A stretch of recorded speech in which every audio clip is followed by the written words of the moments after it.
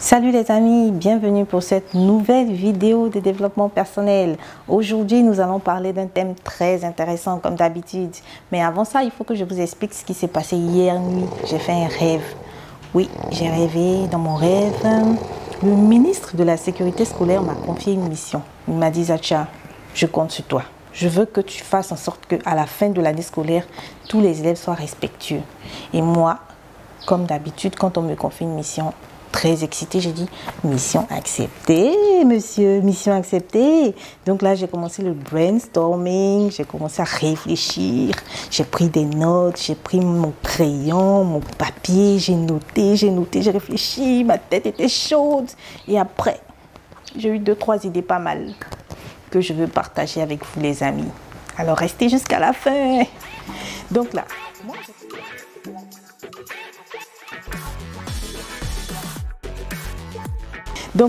moi, j'ai proposé au ministre la chose suivante. Je lui ai dit, monsieur le ministre, voilà ce qu'on va faire. Ministre de la Sécurité scolaire, ça n'existe même pas. Mais bon, je lui ai dit, voilà ce qu'on va faire, monsieur. On va faire un programme pour spécialement un professeur qui s'appelle le professeur du respect. Donc, on va imaginer ensemble, les amis. Imaginez que moi, je suis le prof de respect. Donc, j'arrive en classe. Le premier jour, je me présente, je dis aux élèves, salut mesdemoiselles, salut messieurs, je suis votre nouveau professeur. Je ne suis ni votre prof de maths, ni votre prof de sciences nat. Je suis le prof de respect.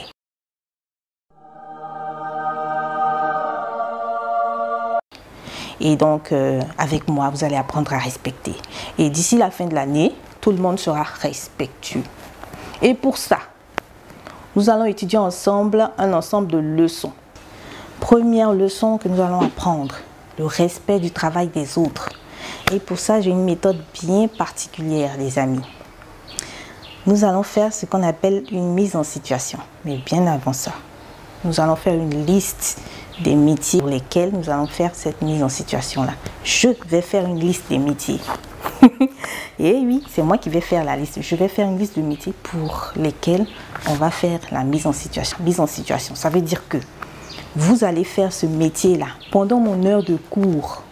Vous ne ferez que ça pendant un certain temps, jusqu'à ce que je considère que vous avez vraiment bien compris la leçon avant de passer à un autre métier. Vous me suivez? Donc, sur ma liste de métiers pour lesquels on va faire cette mise en situation-là, le métier numéro 1, c'est celui de technicien de surface. T comme technicien de surface. Alors, pendant 3 mois, vous allez faire tout ce que le technicien de surface fait dans l'école. Vous allez nettoyer les toilettes, nettoyer le sol, nettoyer les classes.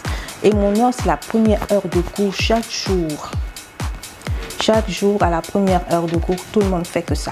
Nettoyage, nettoyage, nettoyage. Et si vous réussissez l'exploit de mal faire tout ce qu'on vous demande de faire, nous allons passer très rapidement, c'est-à-dire juste une semaine après, au métier qui est numéro 2 sur ma liste. Et j'ai nommé, j'ai besoin du éboueur. Alors, donc ce que vous allez faire, c'est que vous allez recurer tous les caniveaux qui jonchent l'école, tous les caniveaux qu'il y a aux abords de l'école, vous allez tous les récurer, vous allez nettoyer, vous allez déboucher tout ce qui est bouché. Et ça, c'est super important. Quand vous allez finir ça, assurément, vous allez respecter le travail de ces personnes-là. C'est uniquement qu'en faisant ce travail qu'ils font chaque jour que vous saurez exactement ce qu'ils font, la peine qu'ils se donnent en le faisant, et que vous pourrez voir un peu le plaisir qu'on a une fois que ce travail-là est fait. Et que aussi vous pourrez savoir ce que ça fait dès que vous finissez de nettoyer et que quelqu'un vient salir à nouveau et qu'il n'y a aucune preuve que vous avez nettoyé, que tout le monde pense que vous n'avez pas nettoyé, vous saurez ce que ça fait. Ok? Ça, c'est pour la leçon numéro 1. La leçon numéro 2 va concerner le respect de l'environnement. Pour ça, encore une autre méthode bien particulière, très simple. Voilà ce que nous allons faire.